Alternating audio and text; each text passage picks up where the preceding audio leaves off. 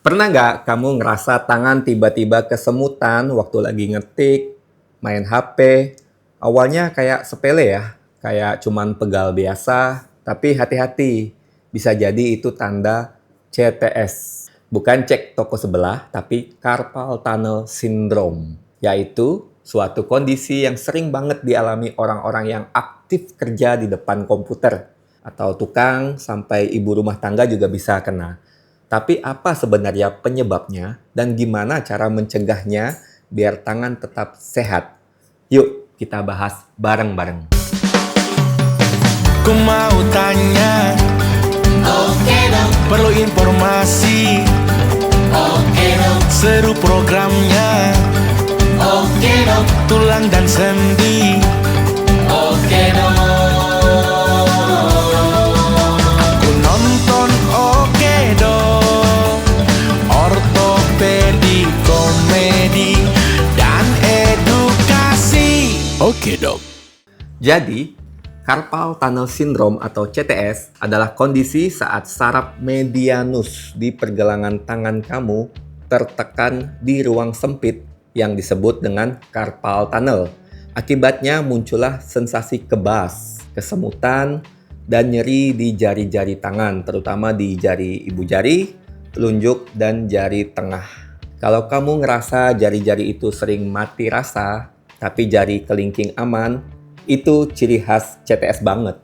CTS ini ternyata bukan penyakit langka. Di Indonesia sendiri, riset menemukan prevalensi tinggi di kalangan pekerja garmen itu sampai 20% lebih. Karena pekerjaan yang gerakannya berulang dan menekan area pergelangan tangan, itu bisa menyebabkan CTS. Di dalam terowongan karpal itu ada 9 tendon dan satu saraf penting, saraf medianus. Fungsinya buat ngatur sensasi dan pergerakan sebagian besar jari. Tapi kalau ruang ini menyempit karena pembengkakan atau peradangan atau adanya cedera, maka saraf medianus akan tertekan. Tekanan itulah yang menyebabkan tangan jadi kesemutan, nyeri, bahkan lama-lama bisa kehilangan kekuatan genggam. CTS bisa muncul karena banyak hal. Mulai dari faktor anatomi, misalnya ukuran carpal tunnelnya yang memang sempit, perubahan bentuk tulang karena pengapuran atau osteoartritis, atau trauma pada pergelangan tangannya. Faktor hormonal juga berperan penting. Wanita yang lebih sering kena karena perubahan hormon, itu terutama saat kehamilan atau menopause. Selain itu, aktivitas yang berulang seperti mengetik, menjahit, memegang mouse terlalu lama, atau menggunakan alat yang bergetar juga bisa memicu CTS. Bahkan penderita diabetes atau obesitas juga punya resiko yang lebih tinggi karena adanya gangguan metabolik yang mempengaruhi saraf medianusnya. Kalau kamu pernah dengar ibu hamil sering kesemutan di tangan, itu bisa jadi karena CTS. Selama kehamilan, hormon menyebabkan retensi cairan tubuh itu meningkat. Cairan itu ikut menekan ruang di pergelangan tangan sehingga saraf medianusnya terjepit.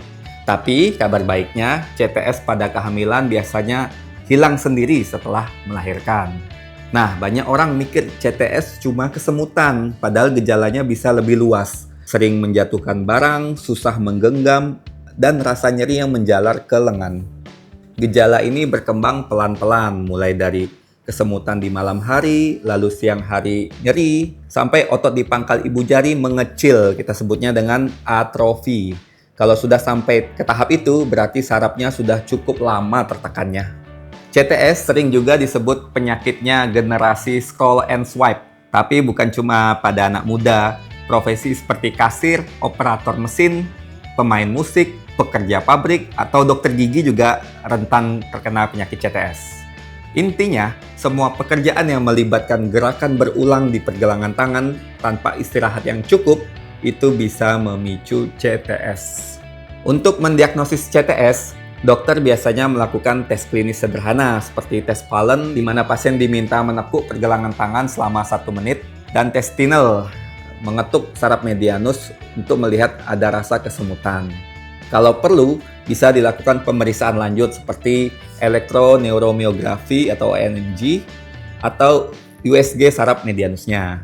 Kasus ringan bisa sembuh dengan istirahat, memakai Urisplin pada malam hari, dan juga dikompres hangat.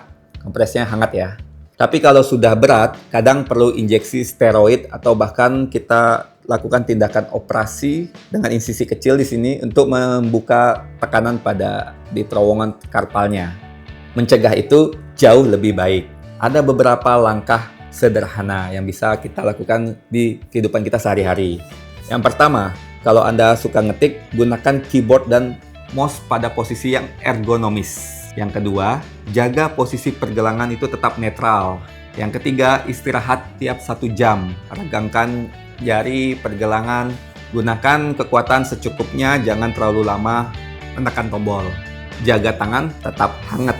Gerakan kecil seperti peregangan dan menggoyangkan jari itu bisa membantu menjaga kelancaran sirkulasi dan mencegah kekakuan pada pergelangan tangan kita.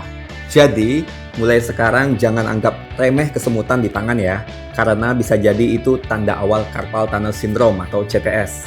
Rawat tanganmu seperti kamu rawat tubuhmu, karena dari tanganlah aktivitas kita dimulai setiap hari.